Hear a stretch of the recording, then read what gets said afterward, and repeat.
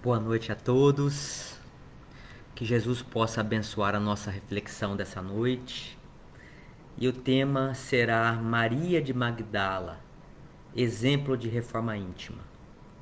Gostaria de agradecer primeiramente ao convite feito pelo Vinícius Belo, pela Magna, por todos os amigos do CEAL, do Centro Espírita André Luiz.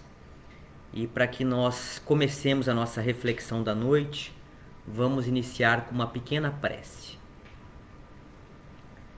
Querido Mestre Jesus, rogamos a sua luz, rogamos que envie seus anjos, guardiães, para que possam nos proteger nesse momento, envolver todo o nosso planeta, envolver toda a nossa egrégora, para que nós tenhamos em nosso coração esse fortalecimento para passarmos por todas as provações necessárias para a nossa própria redenção. Sê conosco, Jesus, hoje e sempre. Que assim seja. Meus amigos do CEAL, colegas, internautas, é um tema muito interessante que há mais ou menos uns 2 anos, um amigo meu, André, médium, incorporado, me disse através de uma entidade para eu preparar uma reflexão sobre Maria de Magdala. E hoje estou aqui, né, me recordando, agora há pouco falei com ele, me recordando desse pedido, e hoje com muita gratidão gostaria de a gente trocar, né, impressões por essa mulher tão fascinante que foi Maria de Magdala. É interessante que eu fui fazer algumas pesquisas e algumas pessoas chamam ela de Maria Madalena, só que Madalena não é o sobrenome dela. É Maria Madalena porque ela pertencia a Magdala, uma cidade, né? Então Maria de Magdala e Maria Madalena são a mesma pessoa. Na Igreja Católica, no catolicismo, é mais comum chamarem de Maria Madalena, e para nós espíritas, Maria de Magdala. Então Maria de Magdala porque ela pertencia. E naquela época, a cultura judaica, não se falavam sobrenomes. Falava Jesus de Nazaré, ou seja, Jesus pertencente à cidade de Nazaré, Maria de Magdala e assim por diante. E eu trouxe aqui algumas perguntas, quero dar boa noite para o Valdemar, para a Rosária, para todos os amigos que já estão aí, já entraram na sala virtual. Por que muitos não consideram Maria de Magdala um apóstolo? Então, a primeira reflexão que eu gostaria que nós fizéssemos nessa noite: por que se falam tanto em 12 apóstolos e nunca incluíram Maria de Magdala como sendo um deles? E eu tive a oportunidade de visitar Jerusalém há alguns anos, há uma década, e fazendo meu testemunho em relação à cultura judaica, com todo respeito ao judaísmo, mesmo porque foi o protagonista, né, e o precursor do monoteísmo, ou seja, tínhamos, né, em outras vidas a crença em vários deuses, e graças ao judaísmo trouxe, né, a crença no Deus único. Só que quando eu fui visitar o Muro das Lamentações, havia um espaço muito grande para que os homens orassem, rezassem, e um espaço muito pequeno para as mulheres.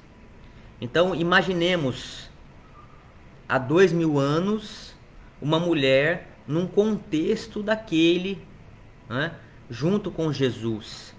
As mulheres eram consideradas, né, submissas, não tão relevantes quanto os homens.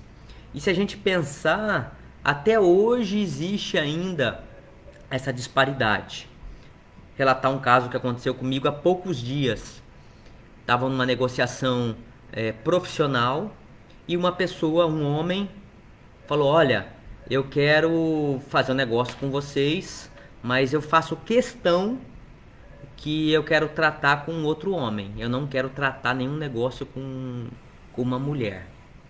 Então, em 2020, nós temos, se tivesse algum motivo plausível, era uma situação. Não existia nenhuma motivação para que uma mulher não pudesse ter uma autoridade ou autonomia de discutir uma relação. E é isso que acontecia há 2000 anos, quando Maria Madalena ou Maria de Magdala estava muito à frente do seu tempo. Eu gostaria também de deixar, não sei se o Valdemar já assistiu, a Rosária, as pessoas que estão aqui e quem for assistir pela internet, o seriado Maria Madalena. É fantástico.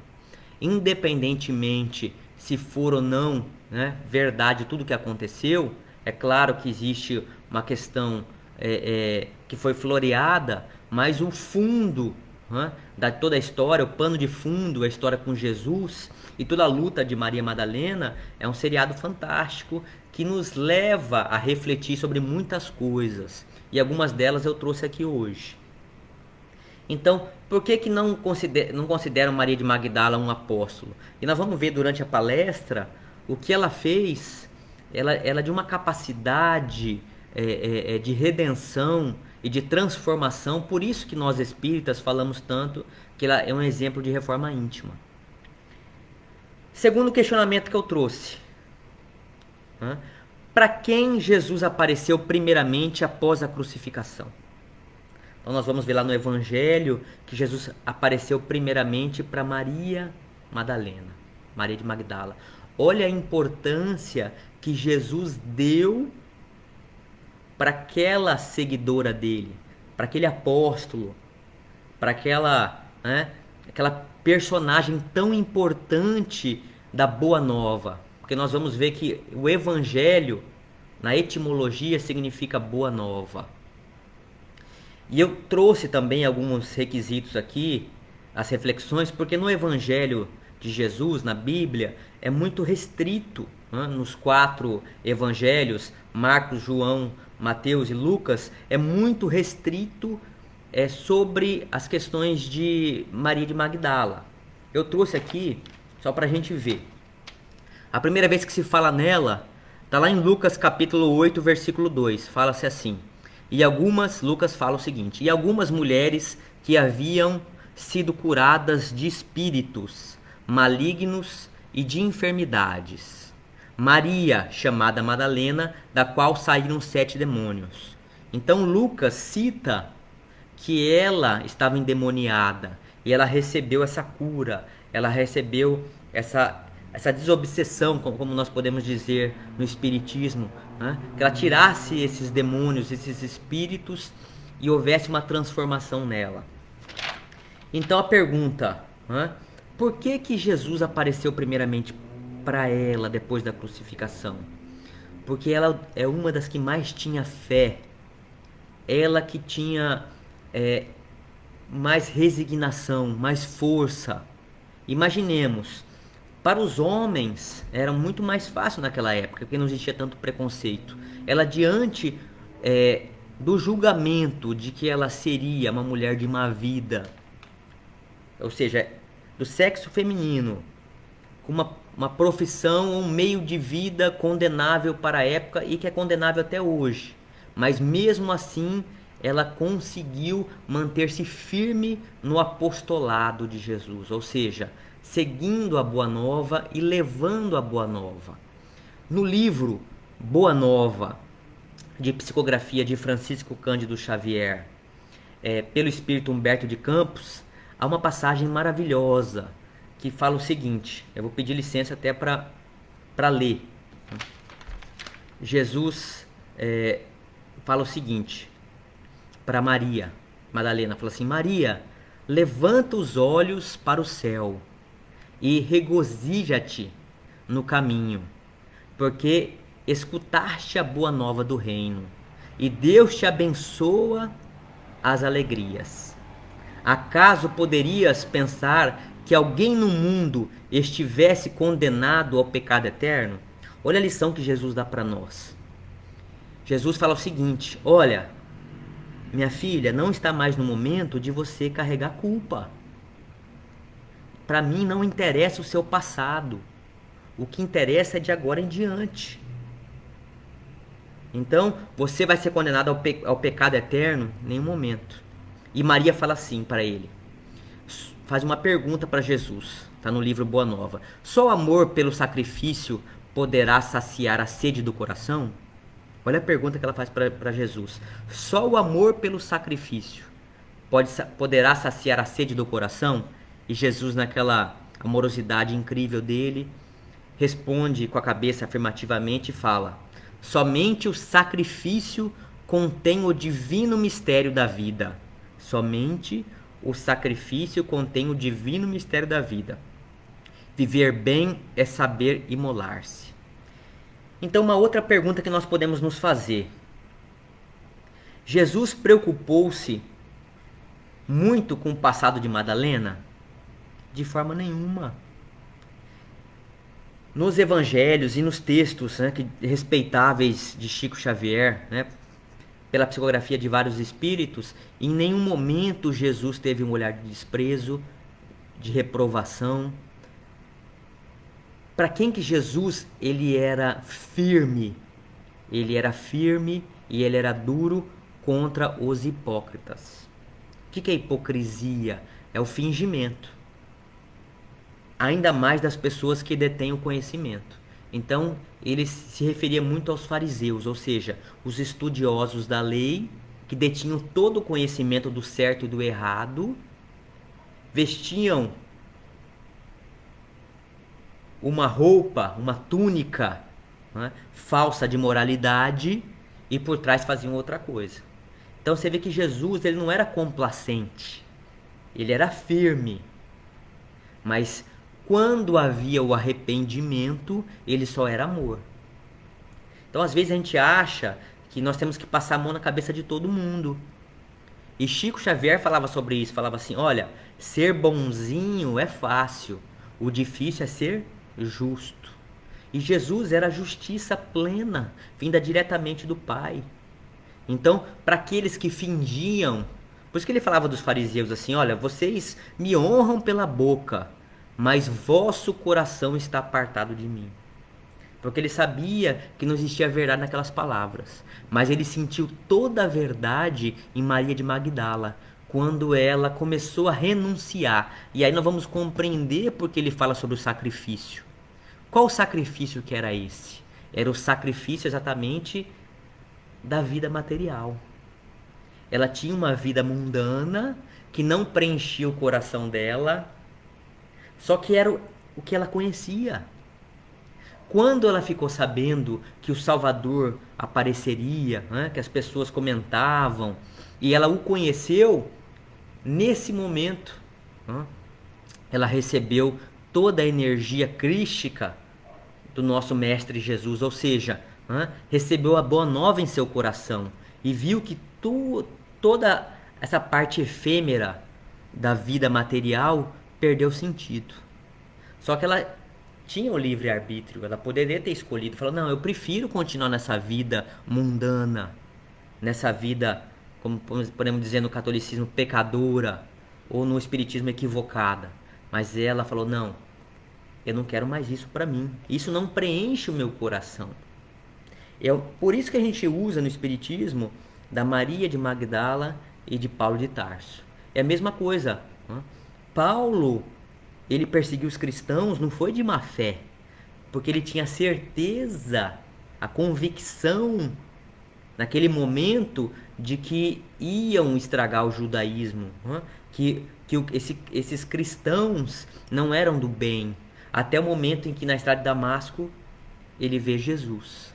E essa mesma energia crística, essa luz, né, que toca todos os corações, tocou o coração de Saulo. E ele se transformou em Paulo.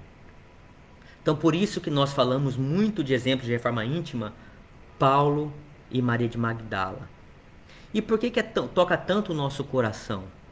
Porque nós somos pecadores, nós somos espíritos imperfeitos buscando, né, a nossa melhora, e nós conseguimos nos ver nessas pessoas que se equivocam, mas atingem o despertamento consciencial, ou seja, olha, até aqui eu ia de forma cega, porque cego guiando cego, como disse Jesus, ambos caem no buraco.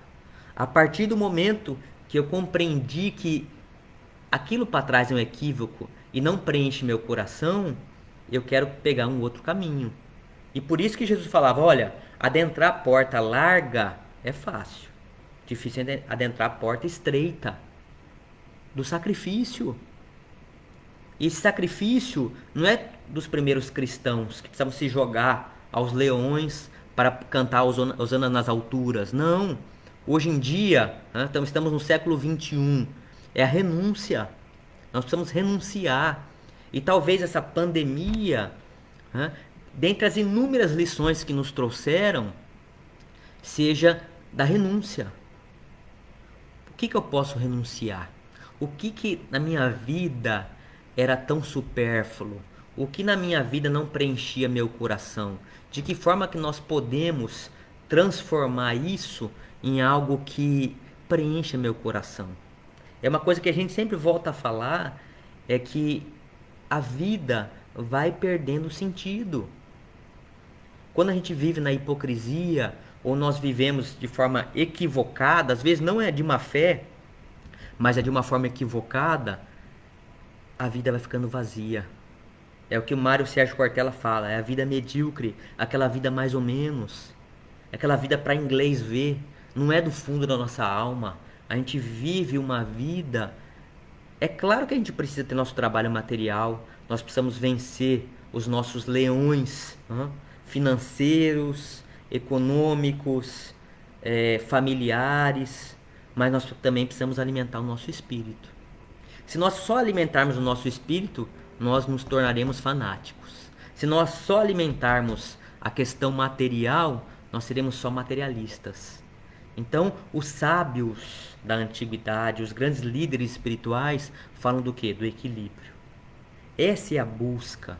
Então, Maria Madalena estava cheia de vida material que não preenchia ela. Então, ela precisava atingir o equilíbrio. Ela falou, olha, isso não serve mais para mim.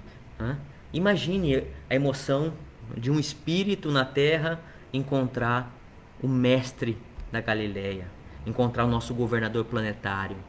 E muitos de nós o encontramos em outras vidas e mesmo assim não fomos tocados. E até hoje, muitos de nós não somos tocados. Eu me lembro de uma história muito interessante, que tinha um rapaz que adorava Chico Xavier e os livros dele. E ele ficava aguardando, isso faz muitos anos, ele ficava aguardando Chico ir até a cidade dele, uma cidade interior de Minas, para ele perguntar se Chico estava escrevendo alguma obra nova. E aí Chico chega na cidade dele e fala, oi Chico, tudo bem? Você tem alguma novidade? E ele com a intenção de saber se Chico estava psicografando alguma obra. E Chico, naquela sabedoria dele para dar uma lição, falou, olha, meu filho, a novidade continua sendo o Evangelho. E ele levou isso como um tapa de luva de pelica, porque ele queria perguntar uma outra coisa. E Chico nos deu uma lição muito grande. O Evangelho é completamente novo para nós, tem 2000 anos, mas ele é novo em nosso coração.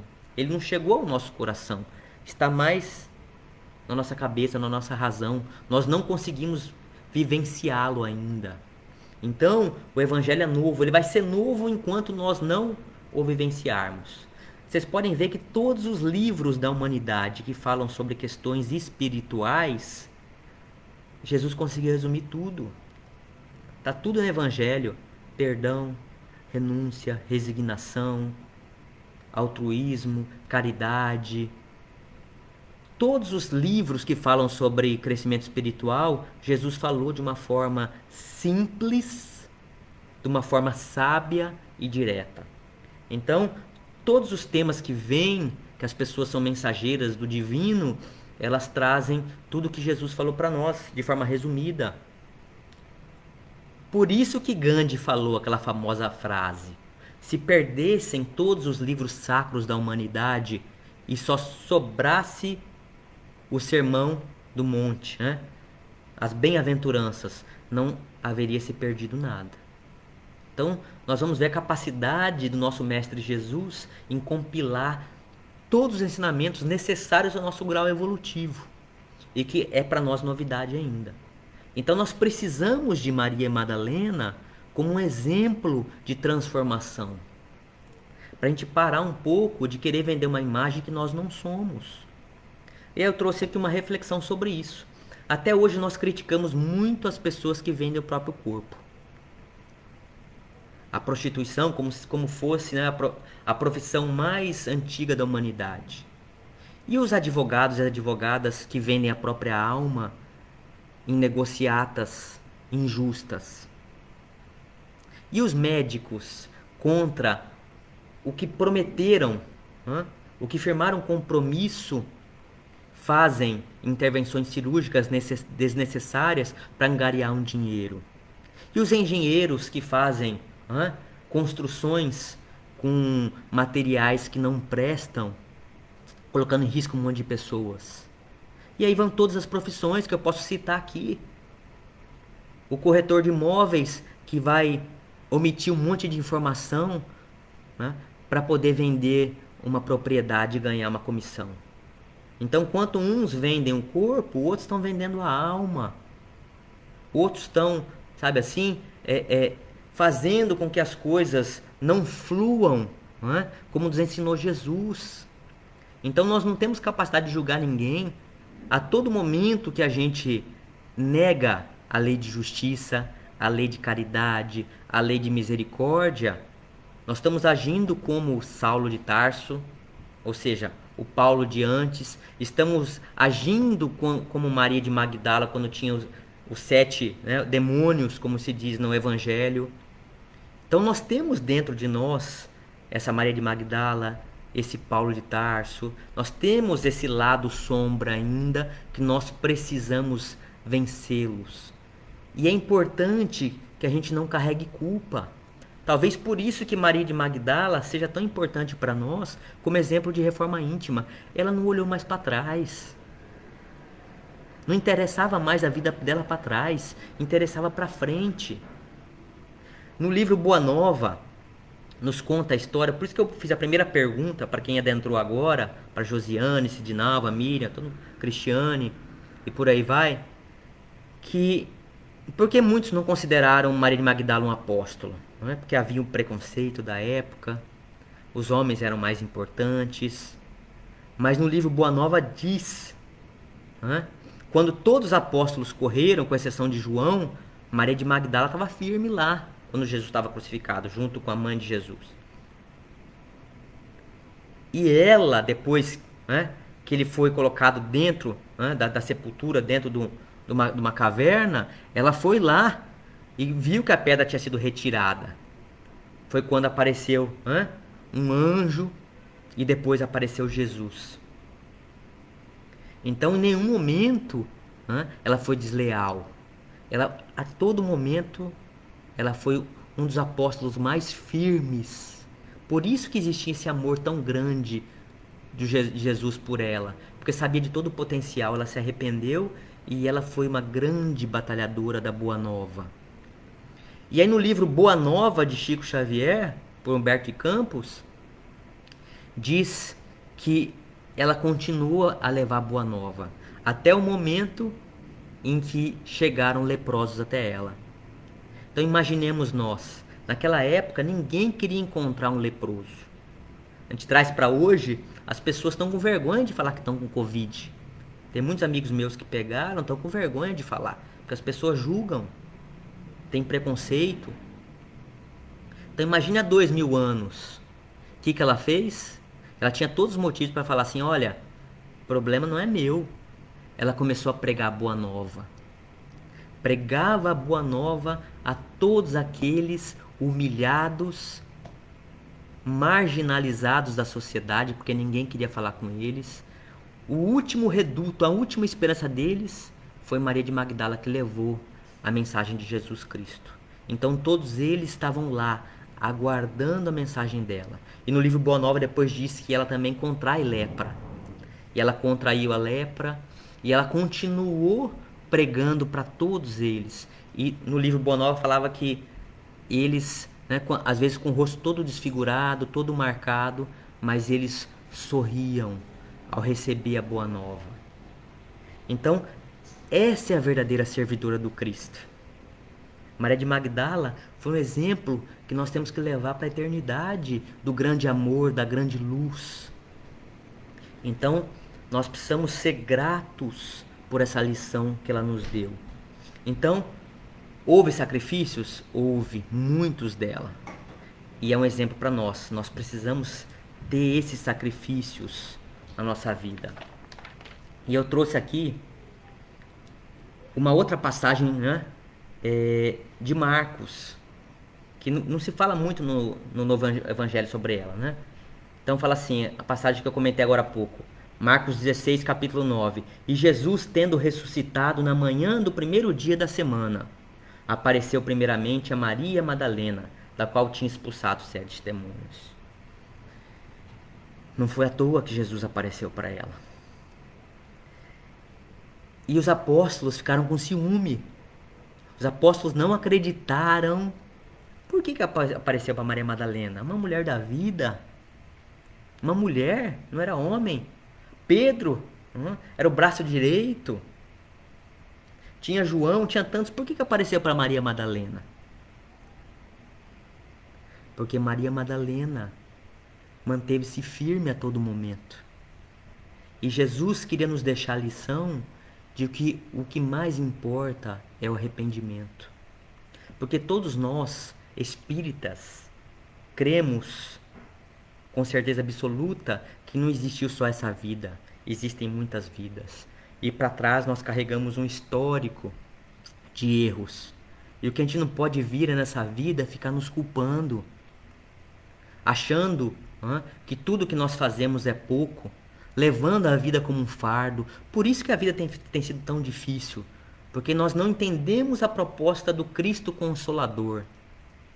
Nós viemos na doutrina espírita com o objetivo de sermos mais leves. Por isso que Chico Xavier fazia tantas piadas.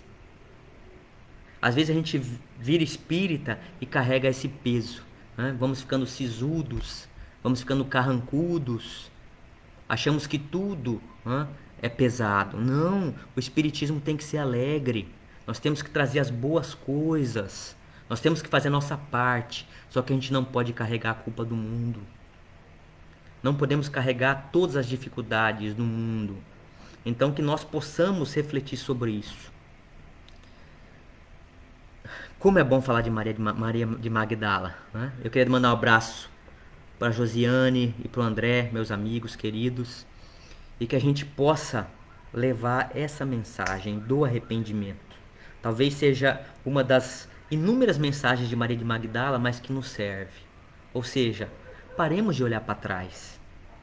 O fardo que nós carregamos em nossas costas, e por isso que a gente vai ver a medicina tradicional chinesa fala muito sobre isso, que nossa alma está ligada ao nosso corpo. Então, muitas pessoas têm dores nas costas. E fala-se que as costas, né, na medicina tradicional chinesa, é a estrutura do corpo. Emocional também. Então, quando nós carregamos muito peso do universo, do mundo, das nossas culpas, nós sentimos muitas dores, nós ficamos encurvados. Que nós possamos encurvar, sim, nossos joelhos, em sinal de humildade, para reconhecer que nós ainda somos pecadores, equivocados, mas estamos no caminho. Mas que nós paremos com esse fardo pesado da culpa e nós olhemos para frente. E não foi à toa que no livro Boa Nova, depois, né, que ela adquiriu lepra, e no momento do desenlace dela, quem chega para Maria de Magdala? Jesus a recebe em seus braços, por ela ter cumprido.